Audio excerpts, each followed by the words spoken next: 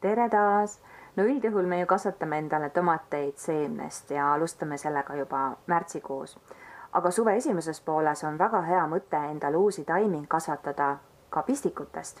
Ja tomat on küll selline taim, keda on pistikutest väga lihtne kasvatada, nii et ka algajatele tegelikult see on väga tehtav ja eduprotsent on ilmselt 100%.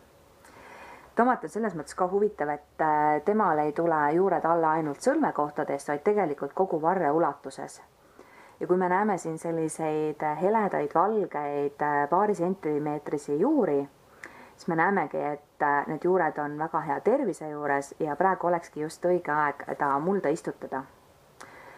Kui te teete endale tomatipistikut, siis võiks selle kasvu võtta just lehekaelnast, et esiteks niikuinii peab ära võtma need kasvud sealt lehekaelnast, et tomati taim ei keskenduks selle rohelise massi kasvatamisele, vaid just viljade kasvatamisele.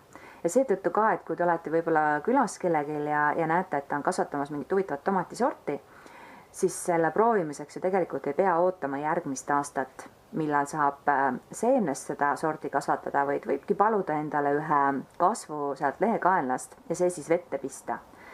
Et siin on näha, et 10 päevaga tegelikult tulevad juba väga ilusad juured alla. Et kui ma nüüd selle potti istutan, et lasta tal veel natukene paremini juurduda, kuni ma selle lõplikule kasvukohale istutan, siis ma saan siit väga tugeva taime ja väga suure toreda juurestikuga. Ja teine põhjus on muidugi võib-olla see ka, et kui te ostate kusagilt aiandist mõne taime, siis te saate endale ühest taimest teha nii palju taimi, kui teil kulub. Põhimõtteliselt nii palju, kui te kasve suudate võtta, nii palju saate endale uusi taimi juurde teha.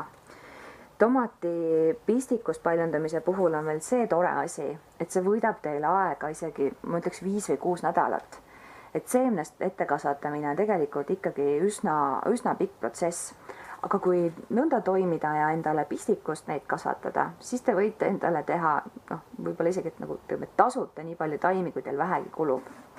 Mina panen ta praegu siia sellisesse koduse kompostisekosse, et ta juurduks veel paremini.